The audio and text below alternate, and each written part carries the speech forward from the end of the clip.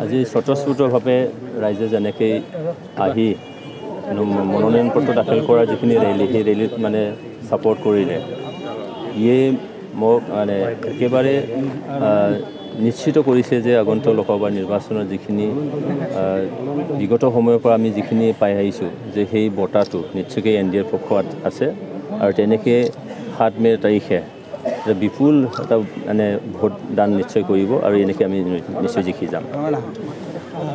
নৱকুমাৰ শৰণীয়াৰ প্ৰাৰ্থিত্ব এইবাৰ দিব নোৱাৰিব, সেই ক্ষেত্ৰত আপোনালোকে কেনেদৰে লাভান্বিত হ'ব? চাওক, তেখেতে দিব পাৰা নোৱাৰাৰ লগত এইবাৰৰ যিখিনি নিৰ্বাচনী বঁটা সেইটো মানে কোনো সম্পৰ্ক নাছিলে, কিয়নো আমাৰ 3টা চৰকাৰ, এই চৰকাৰৰ যিখিনি ৰাইজৰ উন্নতিৰ কাৰণে যিখিনি আঁচনিবোৰ বা তেনেকৈ কাম কৰিছে সেইটোত দেখা গৈছিলে যে তেখেতে যদিও বা নমিনেশ্যন দিব পাৰিলেহেঁতেন, তথাপিতো এই মুহূৰ্তত বা এই নিৰ্বাচনী যিখিনি বঁটা সেই বঁটাটো NDAৰ পক্ষত নিশ্চয় আছিলে আৰু এনেকৈয়ে NDAৰ পক্ষত থাকিলহেঁতেন।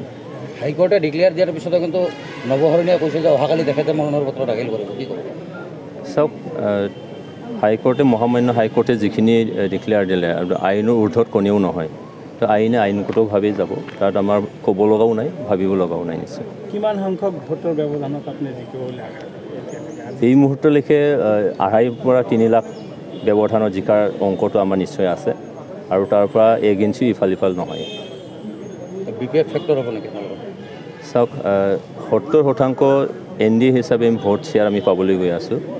70% ভোট শ্বেয়াৰ পোৱাৰ পিছত কোনোবাৰ কিবা এটা ক'ব লগা থাকে বা কাৰোবাক কিবা ভাবিব লগা থাকে, সেইটো মই নিশ্চয়কৈ ভবা নাই।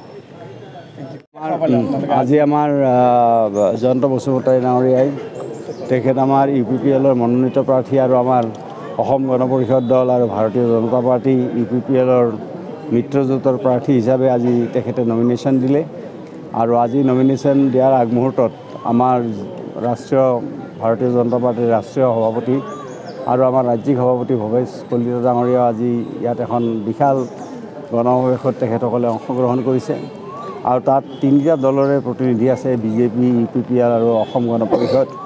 গতিকে এই যিখন বিশাল গণসমাৱেশ, ইয়াত দেখা গৈছে যে ৰাইজৰ যথেষ্ট স্বতঃস্ফূৰ্ত সঁহাৰি আমাৰ জয়ন্ত বসুমতাৰীৰ ফালে দেখা গৈছে আৰু ৰাইজে আজি আমাৰ ৰাষ্ট্ৰীয় সভাপতি মাননীয় JP নাড্ডা অহাৰ পিছত ৰাইজক আমি দেখিবলৈ পাইছোঁ, ৰাইজ বহুত আনন্দিত হৈছে আৰু উৎসাহিত হৈছে আৰু এইটো ৰাইজৰ যিটো উৎসাহ, এই উৎসাহ হিচাপে আমি ভাবোঁ যে আমাৰ প্ৰাৰ্থী, আমাৰ মিত্ৰজোঁটৰ প্ৰাৰ্থী UPPLৰ আমাৰ জয়ন্ত বসুমতাৰী ডাঙৰীয়া বহুত ভোটৰ ব্যৱধানত ৰাইজে নিৰ্বাচিত কৰিব, এইটো আমি নিশ্চিত হৈছোঁ। কাইলৈ 5টা সমষ্টিত প্ৰথম পৰ্যায়ৰ ভোট অনুষ্ঠিত হ'বলৈ গৈ আছে। 5টাৰ ভিতৰত আপোনালোকে কিমানখিনি আশা কৰিব? আমিতো গোটেইখিনি আশা কৰিছোঁ, আমিতো আটাইকেইটা ছিটে আশা কৰিছোঁ। অহাকালি যিকেইটা ছিট হ'ব আমি আটাইকেইটা ছিটে আশা কৰিছোঁ। গৌৰৱ গগৈ কি ধৰণৰ? নাই, কথাটো আমি 5টা ছিটৰ নিৰ্বাচন হৈছে, 5টাতে আমি আশা কৰিছোঁ যে আমাৰ ভাৰতীয় জনতা পাৰ্টীৰ মিত্ৰজোঁটৰ প্ৰাৰ্থী জয়লাভ কৰিব।